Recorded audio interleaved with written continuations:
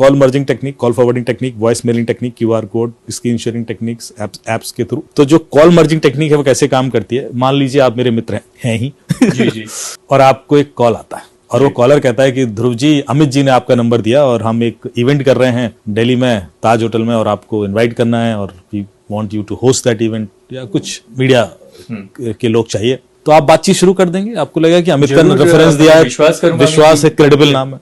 फिर वो कहेगा Dhruv ji I think Amit is also calling you, आप एक काम कीजिए, वो कॉल मर्ज कर दीजिए, हम तीनों आपस में बात कर लेते हैं, क्योंकि हमने उनको भी इन्वाइट किया। तो आपको एक और कॉल आ रहा होगा पैरेलली, आप कहेंगे यार ये अमित का नंबर तो नहीं है, नहीं वो उनका वीआईपी नंबर है, आप मर्ज कीजिए ना, बात करते हैं ना, अभी तुरंत क्लोज करते हैं इसको। ओके, थोड़ा सा अर्जेंसी दिखाया और आपको लगा क्या है, मर्ज कर दिया। जैसे ही आप मर्ज करेंगे आपके अकाउंट से पैसे निकल जाएंगे, या आपका व्हाट्सएप हैक हो जाएगा, या आपका फेसबुक, गूगल कुछ हैक हो जाएगा। क्यों हैक हुआ? आपने कोई ओटीपी दिया नहीं दिया, आपने कोई लिंक क्लिक किया नहीं, आपने कोई ऐप इंस्टॉल की नहीं, फिर आपके पैसे क्यों निकले, फिर आपका व्हाट्सएप क्यों हैक हो सकता है? सोचिए, ये टेक्निक है बस। कैसे? मैंने आपने दो इनकमिंग कॉल मर्ज की, यस, यही क्या? यस, चैलेंज ये था कि दोनों इनकमिंग कॉल अननोन नंबर से थी, इसमें से एक भी नंबर आपके फोन में सेव नहीं था। बिल्कुल करेक्ट, Yes. ये वाला भी अननोन था, वो भी अननोन था। यस, बस यही नहीं करना है। ये जो दूसरा कॉल आपको आया वो ओटीपी का कॉल था। आजकल सारे ओटीपी कॉल पे आते हैं। Okay. जो पहले एसएमएस पे आते थे, now you have an option to invite them on call. WhatsApp का ओटीपी कॉल पे भी मंगा सकते हो, Yes. बैंक का ओटीपी कॉल पे मंगा सकते हो, गूगल का ओटीपी कॉल पे मंगा सकते हो, फेसबुक का ओटीपी कॉल पे मंगा सकते हो। तो जब वो क्रिमिनल आपसे बात कर रहा है, जो पहला कॉल है वो तो क्रिमिनल का है, वेरी क्लियर। उसने कहा अमित जी का कॉल आ रहा है, अमित का इस कॉल से कोई लेना देना नहीं है। तो दूसरा कॉल वो बैंक का है, वो बैंक के ओटीपी का कॉल है, आपने कॉल मर्ज कर दिया। जैसे ही आप कॉल मर्ज करोगे तो क्रिमिनल को ओटीपी सुनाई दे जाएगा। By the time you realise कि यार ये अमित क्या बोल रहा है, तब तक तो वो रेडी है ना अप्लाई करने को, कोड अप्लाई करेगा। ओके, तो आपका ओटीपी ही तोड़ाना है। बिल्कुल। उसके बाद लगता है कि आपने ओटीपी बताया नहीं, फिर भी आपके अकाउंट से पैसे निकल गए। तो एक और चीज मैं हमेशा बोलता हूं अपने अवेयरनेस सेशन में, कि जितने भी आपने poster banner cyber safety awareness के देखे होंगे, उसमें लिखा होता है अपना ओटीपी मत दीजिए, ओटीपी मत दीजिए। आज सुबह से सुने जा रहा हूं मैं, बिल्कुल सर, रेडियो पे भी ये चिल्लाते रहते हैं। एक्चुअली कोई कभी ओटीपी देता ही नहीं है। अभी आप कितने भी केसेस देख लीजिए, कभी ऐसा हुआ कि आपसे कहा हुआ कि ध्रुव जी अपना ओटीपी बताइए, हाँ हाँ लीजिए ना, ये लिख लीजिए। अच्छा वो अपना पासवर्ड भी तो बता दीजिए, हाँ हाँ पासवर्ड भी लिख लीजिए। ऐसा होता है क्या कभी? नॉर्मली कि अपना पासवर्ड मत दीजिए, ओटीपी कोई नहीं देता। 99.99% लोग नहीं देते, बहुत ही रेयर होगा जो शायद दे भी दे। ओटीपी एक तरीके से निकाला जाता है, एक कहानी होती है उसके पीछे, और वो कहानी जब तक लोगों को पता नहीं होगी, और वो कहानी सुनना चाहूंगा सर। वो तो निकलता रहेगा। जी बताइए। तो एक बड़ी इंटरेस्टिंग और ओटीपी निकालने की कहानी बताता हूं। मेरे एक मित्र हैं, वो यूएस से आए हुए थे, यूएस में ही कंपनी में काम करते हैं। लखनऊ में थे, अपनी माता जी को थोड़ा सा तीर्थाटन करा रहे थे, घुमा रहे थे। तो शायद उस दिन उनको दिल्ली आना था, बनारस से लखनऊ आए होंगे और लखनऊ से दिल्ली आ रहे थे। तो फ्लाइट उसमें थे, एयरपोर्ट पर थे। तो उनकी माता जी थोड़ी सा थकान फील कर रही थी, और फिर उसके बाद दिल्ली से शायद वापस यूएस का कोई फ्लाइट था उनका। तो उन्होंने सोचा कि दिल्ली जब लैंड करेंगे उसके बाद जो उनका ड्यूरेशन है अगली फ्लाइट का, वो 6-7-8 घंटे का है, तो उस दौरान एयरपोर्ट के पास कोई होटल ले लेते हैं, वहां रेस्ट कर लेंगे। तो वो गूगल पे उन्होंने सर्च किया दिल्ली एयरपोर्ट के आसपास कोई होटल, तो उनको एक नंबर मिल गया लेमन ट्री का। अच्छा, तो उन्होंने तुरंत कॉल लगा दिया। आप लेमन ट्री से बोल रहे हैं? हाँ जी लेमन ट्री से बोल रहे हैं। वो एक अभी मैं लैंड करने वाला हूँ 2 घंटे बाद, तो आप एक रूम बुक कर दीजिए, हिसाब कर देंगे। क्या चार्जेस? बताए इतने चार्जेस। बोले यार हमें तो 4 घंटे के लिए चाहिए, आप थोड़ा सा कंसेशन दे दीजिए।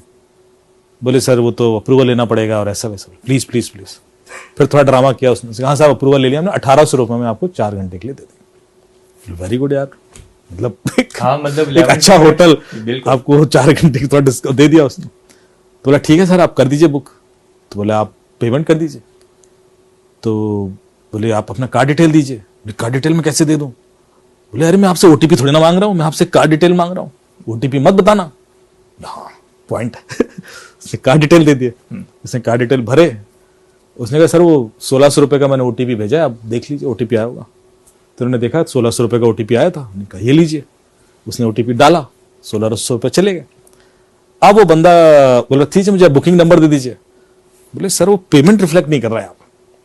ओके, कह रहा ऐसे कैसे हो सकता है, हमारे 1600 रुपये कट और हमारे अकाउंट से निकल गया, एसएमएस आ गया। बोले पता नहीं सर यहाँ रिफ्लेक्ट नहीं कर रहा है, हमारे अकाउंट में आया नहीं अभी तक। तो थोड़ा बहस होने लगी, यार मैं तो निकल गया और मैं तो ऐसा है, और इतने में वो बोर्डिंग अनाउंस हो रही है कि फ्लाइट का, क्योंकि वो टाइमिंग ऐसा है। तो उनको लग रहा है यार क्लोज हो जाए मैटर तो पहुंचूं वहां पे तो क्लियरिटी हो जाए, वरना फिर वही ड्रामा। तो बोलते हैं नहीं नहीं सर वो आया नहीं है पैसा, और अभी मैं कैसे रेफरेंस नंबर दे दूं, और तो जब तक आएगा नहीं कर सकते। एक काम कीजिए सर, आप ना मुझे अपना जो आपके अकाउंट से पैसे निकले हैं, बोले हाँ, तो उसका स्क्रीनशॉट भेज दीजिए तो मुझे कंफर्मेशन आ जाएगी। बोले हाँ कोई दिक्कत नहीं।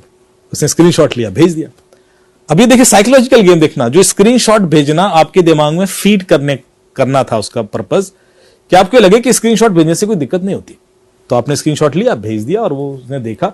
अब उसका रिएक्शन था, अरे सर यू आर राइट, 1600 रुपए दिए आपने, आपके तो अकाउंट से निकले, अब तो एब्सोल्युटली राइट सर।